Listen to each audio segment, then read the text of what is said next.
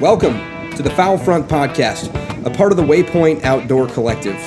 I'm your host, Ben Page, and this is your source for hunting, outdoors, and conservation conversations. In an eclectic and sometimes unorganized fashion, I appreciate you coming by. Okay. All right, Dad. So I am sitting you down. This is your second time on the podcast? Second time on the podcast. When was your first time? The first time was when we went down to that hunt in Kansas, was it? Oh, yeah. On the yeah. Well, there's about 8 or 10 of us there, I think. Yeah, for the listener episode. Yeah. Okay, so I wanted to talk to you a little bit about your hunt. And for anybody that doesn't know, and Nadine, for you not knowing, talking to your grandpa, talking to Jeff Page, you have a number of different alias. Yes, I do. What do people call you? Most people call me Doc. Doc. Now, are you a doctor? No. When I was in probably, 4th or 5th grade, I was in Boy Scouts, and one of the first merit badges I got was the first aid one, and I was going to be a doctor. And so people and I think it might have been Ron Peterson.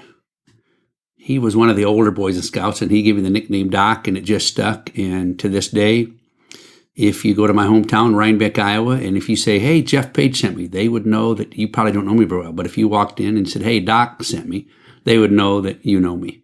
So, yeah, I've been called Doc my entire life, and I've had kids I've gone to school with in high school that probably don't know my real name. Yeah. They just know me as Doc. Interesting. I don't call you Doc. I call you Coach. Yeah. So, how many people would you say, just guess, how many people call you Coach? Call me Coach? 40 plus years of teaching and coaching, probably thousands of people call me Coach. And why do people call you Coach? I've coached football and wrestling. I coached football up until, 2009 when you graduated, and then I got out of it. But I've coached at junior high and at the high school level, and then I've coached wrestling all those years also. Yeah. So I've done it all. Nebraska Scholastics Wrestling Coaches Association Hall of Fame inductee. Right? This past spring in 2019, I was honored by that. Like I say, 40 plus years of teaching and coaching, and 22 here in Nebraska. And a good friend of mine, Brian Seabrantz. Try not to touch the table too much. Oh, okay. Brian Seabrantz, we've coached together for about 14 years.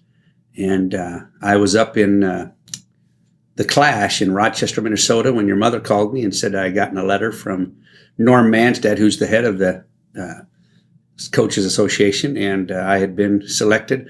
Brian nominated me, and then a bunch of coaches around the state voted for me. So it was a very proud moment, high honor, very humbling to be in the Nebraska Scholastic Coaches Hall of Fame.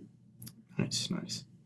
Okay, so I wanted to talk to you. I wanted to come on tonight to talk to you a little bit about your hunting experiences and how you grew up or didn't grow up, and kind of like what your story in hunting is, because it's important to me.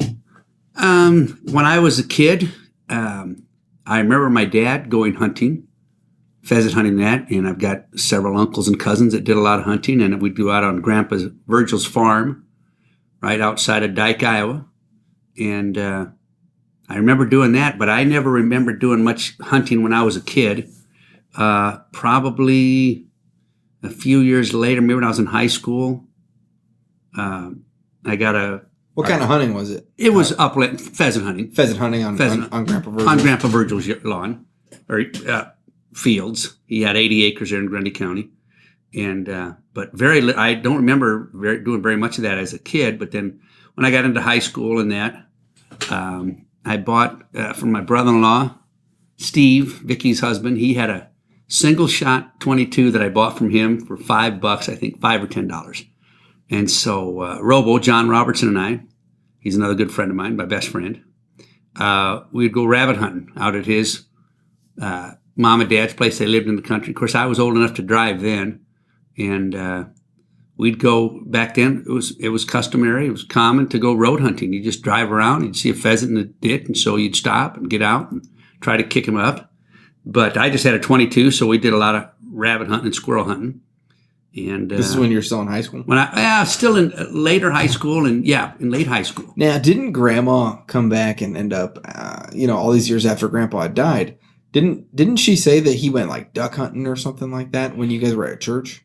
Yeah, and I must have been very, very young when that happened. I don't remember him, I know she wrote some stuff down in a journal, but I don't ever remember him going duck hunting. I remember a couple times going pheasant hunting. Yeah. But the waterfowling, nothing. And I had some high school buddies that they would, as it was back in the day, in the early 70s, they'd throw their shotguns in their back of their cars or their trucks, and they'd road hunt on the way to school. So they'd pull into the parking lot, and they'd have their shotgun hanging in their gun rack in the back of their truck or in the back seat, and they'd have maybe a couple pheasants in the back. And, that's what you did, small town Iowa, about 1,600 people. And I was, quote, a city kid because we lived in town. But that was very customary then. But today, that would never happen today. No. And so, okay, so you're around 16 or 17. 16 or 17. And you're hunting rabbits at Robo's farm? Robo's farm, and where his brother lived, and, just wherever we could see a patch of grass and try to go hunt some rabbits. Now, I have this deer hanging in my basement. Oh, yes. Was that your first deer? That was my first and only deer, I think, to date. Really? Yeah, because when later on, when I was older, I had a shotgun, and so we'd go pheasant hunting. Not much quail hunting in Iowa because it was just pheasant hunting mostly. But then in Iowa, you could hunt deer with slugs, with shotgun slugs, because on a section of land, you might have 3 or 4 farmhouses. Sure. And so there wasn't the wide. That's still open. Common to this day, right? Very still common. And so I can remember it was Robo and Cresswell and myself. Dave Hawk was in there. There was a few of us. And we'd go hunting and with slugs. And that first deer I got, we went out early that morning. I think it was up by Pine, Eldora, Iowa, somewhere around there. And we scouted before, and it was public ground. And so we got in there and hunkered down, and we said, okay, we're going to hunt till about 10 o'clock and then come out. And I can't remember what time it was, but I kind of woke up startled. Here was this buck, not a very big one, but to me it looked huge. And I must have got a little nervous and shot a little high, but it caught him right in the back spine and just dropped him. Yeah. And then he kept running. So then I got up and and then I put one through the vitals, and that took care of it. And that was, like I say, I think, is it a 5x5? I can't. It's either a 4x4 or 5x5, but it's almost it's a small 4x4, but perfectly symmetrical. Yeah. I mean, it's perfect. You could not distinguish between the left and the right antlers. No. If they were to be on the ground, you'd say these are identical and they were made in a factory. But yeah. So you said something there that kind of popped out to me. What is it about you? Because you're a sleeper. Yes. Yeah. When I sit down for a period of time, I will doze off. Yeah. And I just, even when I was coaching football, Coach Spall across the lake, he said, we'd get on the bus, and within 5 minutes, I'd doze off. Just a kind of little power nap. And I may not be a harsh, but I just kind of doze up, and then, I'll startle something. And so that deer, and so we laugh about it today. And we were dove hunting this morning. Yes, and it was. I mean, we ain't been out there that long. No. And me, Bryce, and Scott, we're sitting there talking, and we look over, and you're fast asleep. I'm just kind of on your bucket, just sitting there hanging my head and dozing. Yeah. I can have that ability that I can sleep.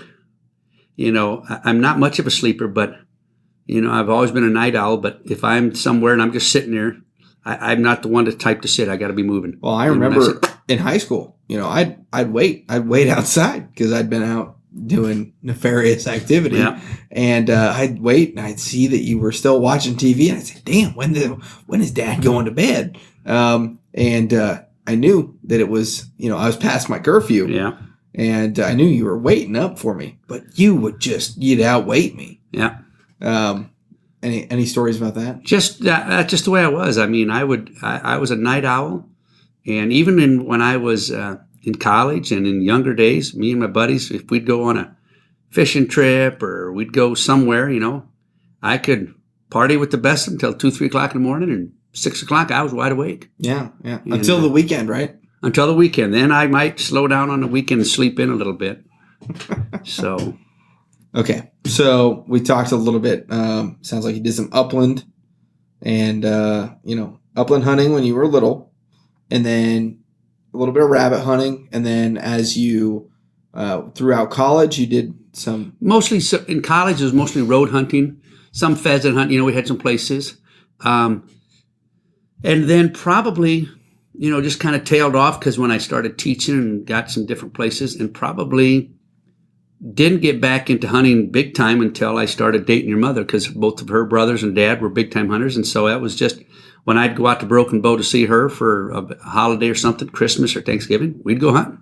Yeah. And so that's why I got, when I got back into it. And then you came along and we were down in Marysville, Kansas. So a good friend of mine, Steve Warner, was the head football coach here. Him and I, we'd go hunting every Sunday morning, it seemed like, during the season. And you'd come with us, or you'd come with me because I had a few guys that had some land. So we'd just go out there. Now you've had some good German shorthairs. Yes. Yeah. I remember, I can grow, I can tell this to anybody. You were kind of into training German shorthairs. Well, I had the first short hair I got was Babe, a female from Grandpa Ron, your grandpa. He had raised him, and so I got her, and she was a good. Was she out of Duke, or who was she? She was out of she wasn't out of Duke. Duke was Grandpa's prime hunting dog, right? Well, yeah, when you knew him, Babe was out of Lady. She was before your time, I think, and Babe was out of Lady, and she was a hunting machine, and then we got Gable later, and Gable was the one that Grandpa Ron wanted him to use him for the one box hunt up in Broken Bow, or was it the Lads and Lassies? It might have been the Lads and Lassies. I'm not sure. But so we took Gabe down. He had a friend down in Lincoln, and so Gable was down there for about 4 or 5 weeks, and so he come back and he was a hunting machine. Well, Babe was a hunting machine too. And okay, so let's talk about Babe for a second. Babe was the first. How old was I? Oh, we had Babe when we lived in Gladbrook, so you would have been 1 or 1 and 2 maybe. Yeah, 2. So and this dog, she was. How would you? She was a very good hunter. She was a short hair, good hunter. And was she a slow, methodical, or she was more the faster kind of American version? She was. I wouldn't say really slow, but not really fast either. Yeah, kind of. And lost her when we were in Gladbrook. What do you mean? Well, she had a litter of pups, and I sold 3 or 4, and I still had about 4 or 5 left. And it was one Saturday afternoon. I was out in the yard. We lived south of Gladbrook, and I had Babe, and I had about, I think, 4 or 5 of her dogs left. And these guys pulled in, and they were from Missouri, and they said, "Hey, those are some nice." I said, "Yeah." They said, "Are they for sale?" I said, "Yeah." And they said, "Well, how much?" I said, "Well, $400." Because I had papers. I mean, Babe was championship bloodlines. And I said, "Well, we're coming back in a couple of weeks." And I said, well, whatever, I'll be here. And they said, "Well, how about a shotgun?" So I traded one of the pups for an over-under, nice over-and-under. It was a German gun, I think. Frankie? No, not German. It was Spanish. I can't remember, but it was an over-under. And at that time, I wish now I would have kept it, but at that time, needed the money. So I think I wound up selling that thing for like $450. It was a Spanish Armis or something like that. Yeah, sure. And so they took one of the pups. I had the paperwork and all that. Well, about 3 weeks later, I still had 3 pups left, I think, and Lady, or Babe, and we lived south of Gladbrook. I had an auction that Saturday, and I had her in it was a little corn crib, small corn crib with a kennel outside. It was covered so that she couldn't, because she was a jumper. Yeah. And came home. It was the first part of December, the first weekend in December, and came home, and she was gone. And so I think I might have had two pups left, and they were gone also. And I thought, where did she go? And I went driving all. I thought she might be lost, something like that, and I never did find her. Well, then about the next night, for about 3 days, we had a very severe cold snap. I mean, sub-freezing zeros. And I said, God, she's somewhere. I don't know where she's at, but either, she's out there and got caught and died or something like that. But then later about 6 months later, I heard that down in St. Louis, Missouri, there was a dog ring. They were stealing dogs. Mm. And to this day, I still think that those guys came back. They had the one set of papers, and they walked in, saw her, and said they probably turned her into a breeder, which is sad. And so that's I don't know. I think that's what happened, but I don't know. But then fast forward, we got Gable was the one that we had. We got him out of Duke, and he was a big running dog. Yeah, he could run. Well, here's the strange thing, right? So Duke, I remember him. He was a big boy, big, massive. So this is Grandpa's probably stud. Yeah, probably the best hunting dog Grandpa ever had, right? Yeah, you'd have to talk to him. Yeah, we'll do that next. Yeah.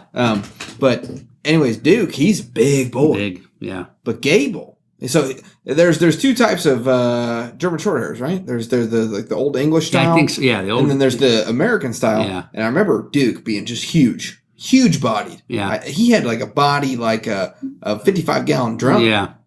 And the Arnold Schwarzenegger of Shorthairs. Yeah. But Gabe was he was fast. He had a big chest, and he was a running machine. If I wanted to go somewhere to hunt, usually a couple miles away, I'd let him run. He'd just run alongside the truck, 40 mile an hour, just run, or maybe 25, 30 mile an hour. And then for about a couple miles, he'd jump in the truck, and he would only listen to me. He was a good hunting dog. Yeah. Didn't listen to me. No, he didn't listen to your mother. He was my dog. He listened to me. How many miles do you think my bike put on? Oh boy, miles and miles and miles. Looking for that dog. Yeah, because he'd get out and run. And he'd always come back. Oh, he always came back. He just liked to run. Yep, I remember that. When did you get Gabe? How old was I? Okay, we got Gable. Well, I think we're in Marysville, Kansas. When you got Gabe? I think so. Really? Yeah. Did I have him? Because we had Babe when we were in Gladbrook, and then we moved to... no, we might have got Gable when we were in Holstein. Of course, you were only a year old then. Yeah. And we were there about 3 years, and then we moved to Marysville. So I can remember him. Yeah. I mean, I chased him down. Yeah. A lot. We had him a long time. He was probably 10, 11, because we got him probably when we were in Holstein. Well, hell, if he was 11 when I was chasing him down, then he's still doing pretty good. He was doing pretty good, yeah. And then then his your senior year, we lost him. Yeah. Yeah. So we're not going to do the math on that. Yeah. But what did we learn from that experience? That when we put him down, you should have been there. Yeah. I didn't, we're a senior. That was my boy. I know it. I feel bad about that. But he had that, he threw a clot and he kind of had a stroke. We took him and they pulled a tumor out of his chest about the size of a football. Yeah. And shorthairs are infamous for that because they have such a large chest. Yeah, it's a big thoracic cavity. We thought we had him, but then he couldn't even get up. I'd have to carry him outside to go to the bathroom and we just said no. We were using towels. Yeah. I was in French class. Yeah. Yeah. Yeah. So if you got a boy and you're listening out there, what would you say? My advice is that if you got a boy or a girl and they're both hunters and you got that dog, when it comes time to put that boy or that dog down, whatever the reason, you make sure you have your kids there because that's part of life. That's the life cycle, life. And how long did I not talk to you? Yeah, you were upset for a long time. Yeah. But we had him cremated and we have his remains. And we still got him to this day. I know, we still have him. Got him in a couple shotgun shells, too. Yeah, put him in a couple shotgun shells so they'll never go shooting. Gable's always with us. Gabe's always with us. Yeah. So. I chased that damn dog. I know. I bet there's a bike out there. Someone's got that bike still. Probably but that bike's got about 300 miles of Gabe chasing. Oh, yeah. Because what would happen when Gabe would run away? He would get out and he would go let the other dogs out because he could, and pretty soon he was smart as hell. There'd be 3 or 4 of them running, but he'd always neighbor dogs. Yeah. Yeah. So, but then as soon as I found him and I'd holler, he'd come jump in the truck. Yeah. But you'd send me out first. Yeah. And you'd go one way and I'd go the other. I'd be in the truck, you'd be in your bike. And so, yeah. Okay. So let's rewind because I think we missed it. Oh, like a pretty cool, my first memory. My first memory is waking up and knowing that we were supposed to go hunting. And how old was I? Oh, geez. Well, we were in Marysville, so it was you probably in kindergarten or first grade. Yeah. Yeah. So kindergarten, first grade, I remember waking up saying, damn it. Oh, well, maybe I didn't say that. No. But I remember thinking to myself, hey, my dad did not wake me up. Yeah. Where the heck is he? I know we were supposed to go hunting today. And I think my mom always tells me, like, hey, that's the first time you ever dressed yourself. Yeah. You tied your own shoes, and you were wandering out back in the back 40. Back 40. Lived on the edge of town. There was a field behind us. But I came in and woke up and said, hey, we're ready to go hunting. Let's go. Come on, let's go. And you just, I tried 3 or 4 times, and I finally said, oh, he must be tired. So I just left. And I woke up maybe 20 minutes later. 20 minutes after I'd left, yeah. Yeah. And And that was before the days before cell phones. So. And I think I remember walking out there with my BB gun. Yeah. I don't know how old was I? Like I say, kindergarten or first grade. But I had my BB gun. I was walking out in the back 40. Yeah. Because I thought that's where Dad was. Yeah. That's my first memory. I remember I was frantic. Yeah. I was looking for you. Where were you at?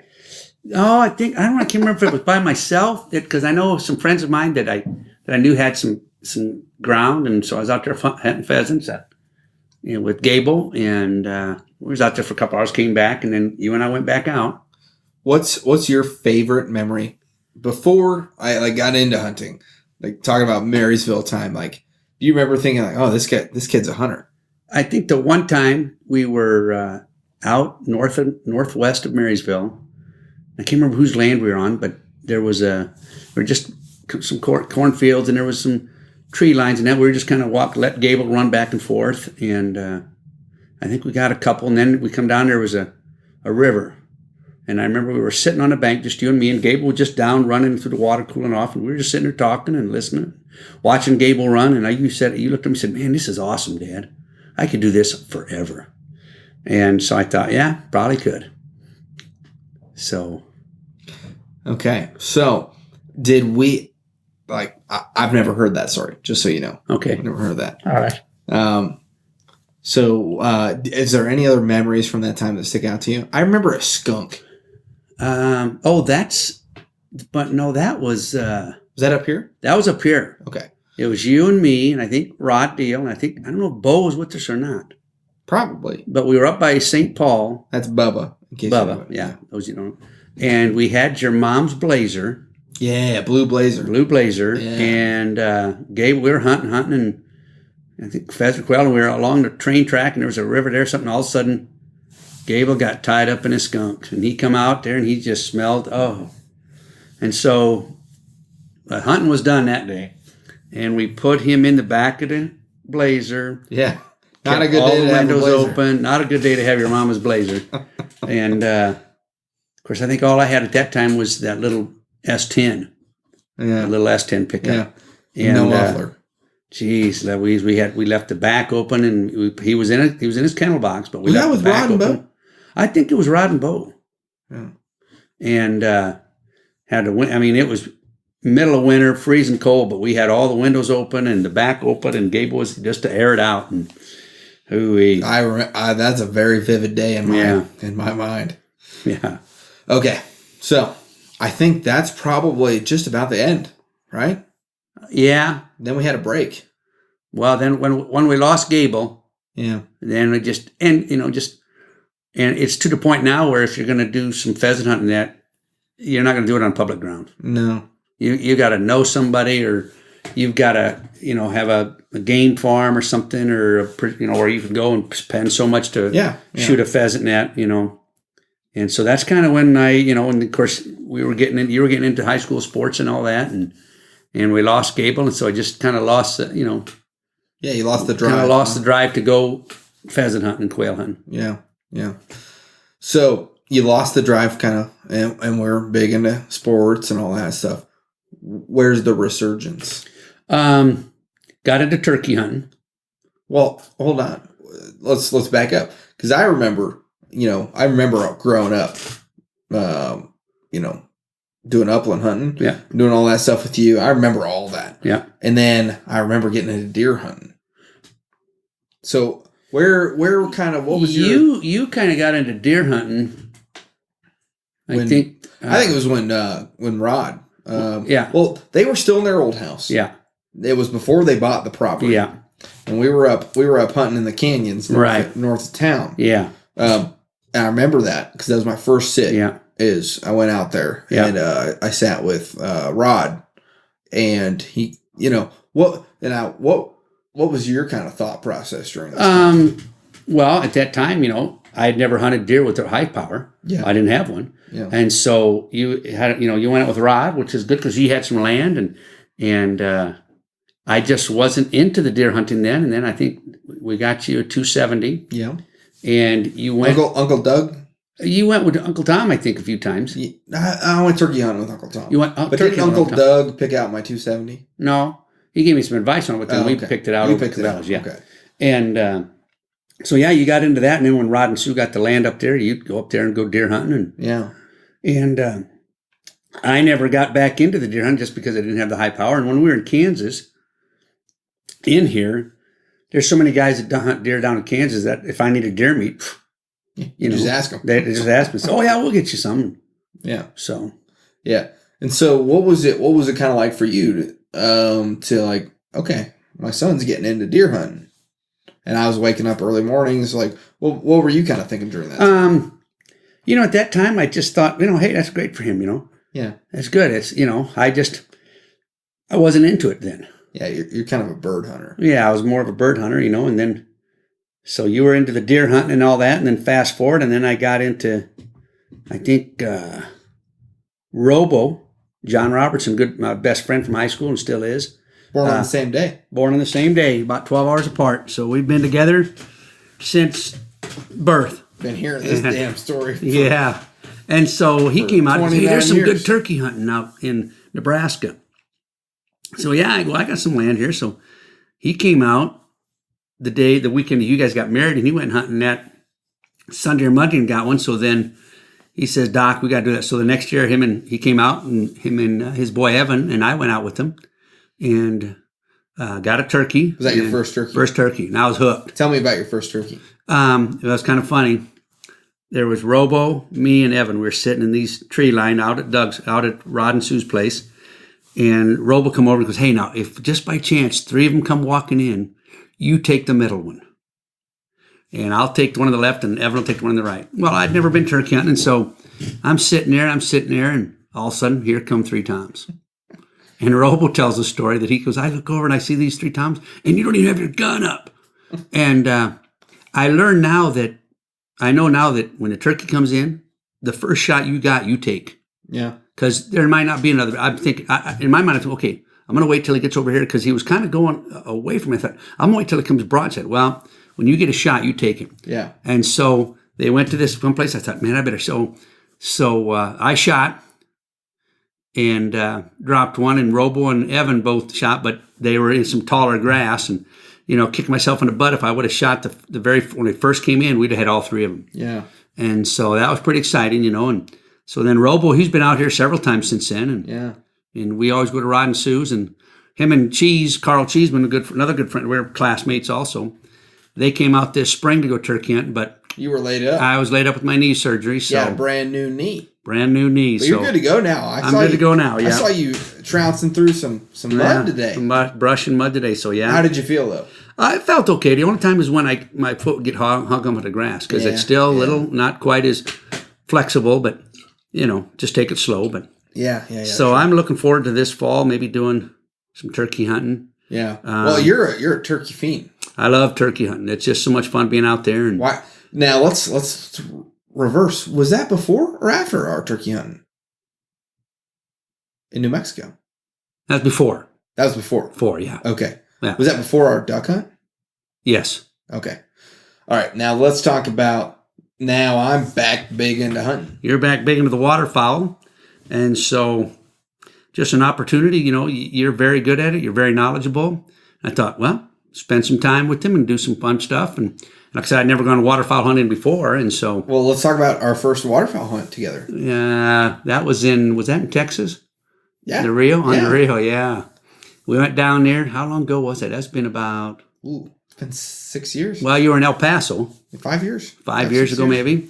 And so we went down there, and I'd never hunted duck before, and so we drove through the big hole in the big fence, and I thought, are we in America or Mexico? And how nervous were you? I was a little nervous because I was just... Paint the story, because some people might not know the whole story. Well, we were going along there, and it was the Rio Grande. And huge gate, huge fence, but every now and then there were gaps. And we were in American soil, but, maybe 100 or 200 yards from the river, the Rio Grande. And there were lights, sporadically. And then there were the guys in the white SUVs. And he said, that's Border Patrol. They know me. I said, okay. And what I was shocked was that the Rio Grande was about 8 foot wide. Yeah. And I'm thinking, holy moly. Yeah. And right over there is Mexico. And I'm thinking, God, if we shoot a bird and it drops on Mexico side, we're not going to get it. And Winnie will. Winnie might. Winnie could go get her, yeah. But so, and when those birds come flying by, now, and I was with the pheasants. Whoof, whoof, whoof. And if you miss, they fly 3 counties away, and they're big and they're slow. These ducks, I would compare the pheasants to, what's the word I'm looking for? It's like a big old, Boeing 737. Big old 737. Whereas the ducks, they are the stealth fighters. And I thought, ain't no way I'm going to hit one of these guys. And so that was an experience. And then the next day, we were going out, but El Paso had 8 inches of snow. Right. We went out the first morning. It was beautiful. It was great. It was crisp, cold morning. And we shot some teal. I think so. Yeah, you did. We shot some teal. Yeah. And I showed Dad, and I said, the next day. And then on our way back home, I remember you were saying, well, hey, you can't be sitting in these rubber waders no more that you had gotten me. Oh yeah. And we had, I think, what did we have? Some garage sale decoys? Something like that, yeah. And then we stopped by, well. Where was it? Gander Mountain. Or something like that, yeah. Gander Mountain. It had a Gander Mountain there in El Paso. And, you bought me. I think you bought me. Yeah, I said, Merry Christmas. Yeah, you bought me like 24 decoys or something. Something, yeah. 24 decoys and like a spinner or something like that. And so we went out there and, okay, go ahead. Sorry. Well, we were going to go out the next day, and then that afternoon, I said, well, maybe we'll go to the Sun Bowl this afternoon. Yeah. Washington State, Mike Leach was playing. Well, it started snowing. Heavy snow. Which is uncommon. Unbelievable. And it's never snowed at the Sun Bowl before. No. Well, the night before, Natalia said, she goes, wouldn't it be nice to have a white Christmas? Oh, God. And she should have went and bought a lottery ticket because 9 inches later, and we were heading out the next morning. It was deep. Yeah, we were heading out the next morning, and we were busting. We didn't make it 4 exits. No, and we were busting snow. We were the first ones, and we looked at each other and said, them ducks ain't going to be flying today in this because it was still snowing. I bet, hindsight looking back, had we continued, we might have had a decent shoot. We might have. We'd have been the only dudes out there. We would have froze our butts off. But, I don't mind that, but I'm a fair weather hunter, I think, maybe. I don't know. But that was an experience. That was fun. Yeah, going down on the Rio. Yeah. Yeah. It's anybody that... Would you recommend it? Oh, heck yes, just for the experience. Oh, yeah. It's just the country and just seeing it. And like I say, I was just unbelievably shocked that that's the Rio Grande. It was like 8 foot wide. Yeah. When you think of the Rio Grande, you think it's huge. Oh, now let's go converse that. Now, there's obviously a hunt in between here and there that I'm about to talk to, but we'll talk about that hunt here shortly. Javelina. Oh yeah. The Rio Grande. Now that was a big Rio Grande, right? Yeah. Yeah. Yeah. So that was big. I don't remember even when that was. That before or after our turkey hunts? I think it was before. Yeah, I'm pretty sure it was before. I think we hunted Javelina first. Yeah, I think we hunted Javelina because we drove down with Mitch and Trevor. Yep. And didn't see one dead burn Javelina. But tell me about Javelina country. Oh, you know, rocky, desert, you know, up and down. If you want to worry about your dad falling over from dehydration or cardiac arrest, take your dad javelina hunting in South Texas near Great Bend. Yeah. It was fun, but man, we put a lot of miles in. I was carrying Grandpa's 243, which was full wood stock. Yeah, full wood stock and full bore. It was heavy. Yeah, I picked that thing up. I'm glad he lent it to me. I wish I could have got to use it. Now, I want to ask you, when we planed that first bluff, remember that? Yeah. And you were sitting there looking, and you said, well, there's, that guy's under 25. That guy's under 25. That guy's under 18. Yeah. What did you think to yourself? Do these guys... Okay, just take your time. Like I said, it would have killed a normal man, but I'm not normal. But you're not normal. But we had a good time, even though we didn't get to shoot anything. We did not shoot a javelina. We almost shot a hog, a big hog. I would say a rhinoceros almost. When was that? I didn't see that one. Remember when you were looking over that? Looking through that brush to the other side. Yeah, we saw something moving there. Yeah, the Rio. That's when I had. Did I have my 45? My ranch hand. Yeah. Tell us a little bit about your. Tell us what's in your armory. If you don't mind the government. I still have that 22 single shot bolt action. You're talking about the Peterson, the where you pull it back. Pull the. Yeah, I can pop the thing. I can pop tweeter birds' heads off. Oh, it's a nice gun. Yeah, it's good. That Do thing you have is it? A straight. No, you have it. I have it. Yeah. I mean, it's a great gun. It's a straight shooting long. It is. That's a long rifle. 22. But it's an old boy. There. I like that gun. And then I've got my Winchester 12 gauge, 1200 that I got. Yeah, you got it. Tell them about that. Well, it was full bore. And when we were going to do waterfowl hunting, I started looking, okay, can I get another barrel for this? Because I didn't want to buy a whole other shotgun. But then I went down to the GI Loan in Pond, where I usually get a lot of my stuff. And they bored it out and made it so that I could put multiple chokes in there, variable chokes. So for like $150, I thought, for $150, I have a gun that I can use now for everything. Yeah. So what else you got? And then I've got 22 little 22 pistol. Yeah. I think that's I don't even know what it is, but it's it don't matter. But the serial number on it is 007, so which is kind of cool. And then I've got my 45 Long Colt Ranch Hand, Rossi Ranch Hand. It's just a toy. It's a fun toy. It's fun. Can't hit the broadside of a barn. Yeah. Well, if you're close enough, I've got it to where I can. It tends to shoot a little high, so if you know that, but it's fun to throw some lead down. And I do some reloading of that. So it's fun to throw lead down the range with that. It just people, looks at it. If you look on for the old guys, if you remember way back when Steve McQueen was in a series, I can't remember what it was called, but he carried one. Yeah. And Rossi Ranch Hand. And then I've got my Anderson AR rifle, 223. Yeah. And that's it, I think. Missing one. No. No, that's good, yeah. I think that's it. You're yeah. right. Did I fly down for that one? Yeah. Yeah, you did. So, all right. New Mexico.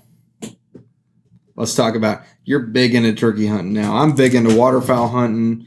And then you said, hey, how did New Mexico birds get started in your brain? I'm not sure. We were talking about it, and you said, well, we could go turkey. I got a place up right north of El Paso. That's right, because I took my buddy out there. Yeah, you took one of your Army buddies or something and got a turkey, and then you called me and said, hey, and so let me see, that's been 3-4 years ago, I think. Yeah. And I flew down there to El Paso, and you picked me up, and what was the name? We went to... well, we're not going to say that. What? We're going to keep that place to ourselves. Okay, yeah. But we went somewhere in New Mexico and had a great time. Now, what was your expectation of it? I just wanted to get out there and see what it was like and see what the weather was like. But did you think we were going to be where we were at? No. Okay, so paint the description of where you thought we were going to be. Where I thought it'd be, when I think of New Mexico, I think of flatlands. Yeah. And, like I said, I'd never been in New Mexico. And when we got there, and a lot of canyons and a lot of up and down walking and beautiful country. Beautiful country. Yeah. I want to go back there again sometime. Can't you? Isn't it so hard to describe how amazing El Paso is? Yeah. Because where I live, you look out my back porch and you just see nothing but scrub brush, and dust, and then you look off to the west and really close you've got a small set of mountains, small set of foothill mountains. But then about 70 miles off, you can see there's a ridge out there. Yeah, and very pretty. Yeah, it was neat. Yeah, so we get up in there. We got up there and we did some scouting that first day. And then what do you remember from that? Basically, we just kind of drove around and then looked, saw some spots and went down. And you'd been there before, so you had a couple of spots. And so. Well, describe the country. Up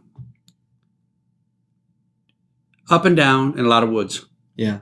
And valleys. Would you say it's more, is it Colorado or is it Colorado minus? Colorado minus a little bit. You don't have the big mountains, Colorado, but you got a lot of the trees and the valleys and the mountains and that. And that one road we were driving on, we saw all those elk just running along. Yeah. And but it was beautiful. And then just could you imagine that maybe 25 miles away was scrub brush desert? No. Yeah, exactly. It's just like in northern Colorado was plush, and you go to southern Colorado. Yeah, exactly. And this here same thing that it was. You drive 30 minutes south and you're in scrub brush, and then go back up there and it's plush and it's green and water's running and beautiful country and Well, how'd that turkey hunt go for us? Well, we saw a lot of them and we heard them. But let's describe. Okay, we went scouting the first night, and we bed some birds down. We did. Yeah, and then there was one spot you said, "Well, we got one here last time," and so we'll start at this point. This will be Plan A, Plan B, and Plan C. And so then that night we went back to our little campsite there and slept in the back of the truck, and more stars than you could count because you're out there beautiful, And we slept in the back of the truck and stayed hunky warm. It was because it was when was it? Was that in October? No, it was spring. It was springtime. But it was still early spring. But it was still, of course, you're up in the mountains, it gets cold. Yeah, but it was nippy. So then the next morning we went Plan A. Somebody's already there. So we went to Plan B and we hunkered down, put some decoys out, and started talking a little. Waiting. Was there somebody in Plan A? Yeah, because remember about an hour after sunup we heard a shot. Oh yeah, and that guy got one. And so, and we had some talking to us. Yeah, and they were coming, but it just seemed like we just could never get them in range, And so they were talking to us, and then they'd drop us, and so then we started glassing a little bit. We saw some, and we tried to get around them, but for whatever reason, when we went down that one second hump over there. Oh yeah, we went down in there. There was 8 toms. Oh yeah. They were big fans. Yeah, they were big ones, and I thought, now we got to like 80 yards, right? Yeah, we got them within about 80 yards, and then all of a sudden they hung up on us. I think that's the most serious turkey hunt I've ever done. Yeah. Oh, you and me both. Yeah. We did a lot of. Oh yeah. Yeah. So I remember that. So we, what would you say is the lesson learned from turkey hunting from a ridge like that, dropping down in them canyons? Yeah, I think the big thing is to having an ear. So where are they coming from? Because you could be up on that ridge and they might be 2 ridges away. Yeah. And they might be, and when you're down in there, you might hear them, and they might, knowing where they're at, and just and I got I need to get a little bit better calling, so we can talk them in, and just different languages, different putts and chirps and all that stuff, just to keep them coming. And I think it's once you go down, you're down. Yeah. Yeah, once we went down that valley, to try to go back up and come down, no, just stay down. And when you're up there, there's no cell reception. No. There's no cell reception. And Mom told me, the last text message I got from her was like, she said, "You give your father a heart attack. That's on you." And I said, "Oh, geez, that's a heavy text to get from your mom." I know it. But we had a good time. Oh, we did. It was fun. Yeah, what were we out there for 3 days? I think so. 2 nights and 3 days. Because then that last day, we kind of thought, well. Yeah, we didn't get a turkey. No. But we hunted them hard. Yeah, we did. We did. We had a lot of them talking to us. We just couldn't seal the deal. And I would say we didn't even have a lot of them talking to us. We saw a lot of them. Yeah. Like we got them into 80 yards. Yeah. That 80 yards, there was a bubble. Yeah, there was just something. There was no turkey. There might not have been any cell reception or turkey reception. Yeah, there was. Yeah. So and that was a fun hunt. That was. It was fun. I learned a lot about how you hunt with an old man that day. Yeah, I hear you. Especially in high elevation, mountains. And I was in prime shape. Yeah, you're in good shape. Yeah, I was in really good shape. And I remember like, if we get to this next ridge. But looking back, can't give old man a heart attack there. So, what do we have after that? Okay, so then after that turkey hunt, then you were in Oklahoma. Yeah. And I remember we came down there for bird hunt. There was you and me and Brett and Robert, my brother-in-laws. Were they? Oh yeah, they were. They were. Yeah. Yep. And I remember when you and I were setting the decoys out in the water, and you said, "Hey, put some up right up here." And I remember I turned around and looked, and they had just what did we say to them? We said, "Well, just spread them out right over here." Yeah. On this dinner, and they had them all lined up just like they were. Brett and Robert, they're city kids. Yeah. They were like in those ducks, those decoys. They were in formation. In formation, yeah. So that was kind of fun. Yeah. And you shot a ringneck that day. Yeah, I think I did. Yeah. Yep, shot a ringneck. And so how many waterfowl species do you have down? Didn't we go goose hunting once? No, twice now. Well, we went goose hunting down in Kansas. Yeah. On the where was that at? When Austin and all those guys came for the listener hunt. Yeah, for the listener hunt. Yeah, we went there. That wasn't. Was that before or after Clint? That was after. That was after Clint. After Clint. Let's talk about. Let's talk about hunting with Clint. Clint Hostler, another good buddy. He graduated with you, and he had a place out right here outside of town, and he had a blind that was buried into the field, and we put a bunch of decoys, a pit blind, and I think we went out that morning, and I don't think we got anything that morning. I think we did, yeah. And then we went back, had lunch, and we came back out, and we're sitting in there, and a couple other guys joined us. Well, Kyle and who else was there?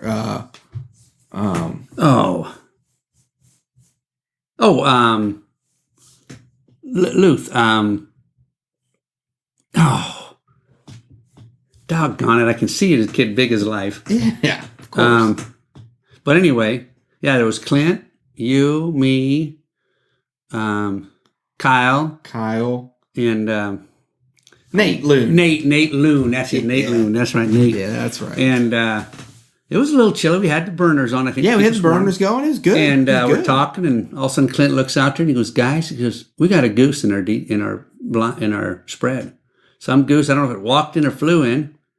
So Clint went out, and I swear to God, he walked right up to it, and the thing didn't move. And finally, it did get up, and he shot him. Yeah. But then I can remember we're sitting there, and all of a sudden, I think we go, Dad. And I dozed off again because it was, it was nice and toasty, warm down there. And you'd had your Pop-Tarts. Yeah. You were sleeping. Yeah. Clint, who says, "Get ready, guys, get ready." And he himself later said, "I should have waited 5 more seconds." But when he said, "Go," we all jumped up there, and I saw so many, I thought, how can we miss? But I found out. Yeah. And but I think, that was the first goose I shot. Yeah, I think we shot out of that group 5 geese. Yeah, 5 or 6, yeah. And then another load. But how many geese were in that group? Oh, geez. 30? Yeah, probably 30-some, 30 or 40. Yeah. And they come swooping in there like helicopters. That's the first time you had a goose in your face. Yeah. And coming out of a warm blind after a doze. So how was that for you? Yeah, it was startling, but it was fun. It was a blast. I thought, man, I can get used to this, and that was fun. And then was when we went to the listener hunt. Yeah, after that. After that, so that was the next year, I think. Yeah. Tell me about your listener hunt. Well, you called and said, "Hey, Dad, we got open Chase spot." White and Cody Crook. Yeah. From Foul Plains. Austin and his dad. And drove down there. Where was that? I can't remember where it was, but. Well, we're not going to say that. Yeah, drove down there. That was it Friday night? Central I think Kansas. Friday night, yeah. And we hunted Saturday and Sunday. And Saturday morning when we got down there, and cold and rainy and snowy, and I was not prepared. I got to get me some gear that's water repellent. Yeah, well, because you were wearing hip waders. I was wearing my waist waders. Yeah. And then I thought I had enough, but I needed something waterproof. Now the waist waders are great, but you still fell asleep. Yeah, oh yeah. Well, when you're laying down in what do they call those? Backboard. Backboard blind. Yeah, we don't do that. Brush it in and all that. And it was fun, but. What do you remember about that first morning? The first morning just laying there, and I think if that first set of geese would have come in secondly, we would have got more. Yeah. But I can remember sitting up, and by the time I sat up and got the shotgun to my shoulder, there was guys that had shot 3 times already. And I thought, man, these guys are fast. Marlon and his buddy. Yeah. And I thought, oh, boy. So there's a couple times when I'd see some come by. I didn't even get up because I knew that I was going to shot at them. Who was your favorite guy from that hunt? Who was the one that drove the strange car? Subaru? The Subaru guy. Clayton? What was his name? Clayton. Yeah, Clayton Unruh? He was a pretty good guy. I liked Clayton. He was pretty good. Yeah. Clayton he was pretty good guy. Yeah. But then, like we said on that one there, and I watch all these hunting shows, on TV and that Waypoint, some of those shows that I watch, and all those, and the guy said, blast them, just gets excited, and this guy just says, hey, there they are, boys, get them. Real calm. And who was the? Oh, I can't remember what his name was. Andy. Andy, yeah. Andy. But had a great time. What was his dog's name? That was a good dog. It was a good dog. They had some good dogs there. Andy. He's with Foul Plains again. Oh, is he? Okay. Yeah, so okay. we'll have to go down. Yeah. It was fun. Well, take them if you want. Take them. There they are, boys. Take them. But then those dogs were very good. And like I say, that I'd never done that before. And then the next day we went out. What would you say? What was the birds like in your face? Sheesh. Yeah. Like I say, the first bunch came in, and I think we were still kind of all sleeping or something like that.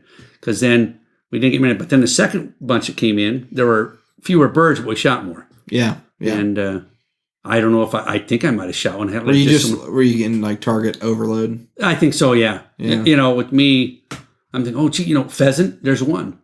You shoot him, and then, but when the birds come in like that, it just, that's what I need more practice and just, okay, concentrate on that one, watch it drop, then go to the next one. Right. Because you were probably already picking out the second one when you shot the first probably one. So. I was shooting at this one and looking over here, so not really target conscious. So, sure. But it was fun. And then we went out the next morning too, I think, and I think if we'd have had more snow decoys, we would have done it because there was a lot of snow geese coming in there. Remember that? A lot of specks, yeah. Yeah. But again, a good time. Yeah. Then drove back home, and it was a great weekend, and met a lot of neat guys, and had some good food, and it was fun. Yeah. It was fun. And then this morning's dove hunt. Well, first time I'd ever gone dove hunting. Yeah. And that's your first time? First time, yeah.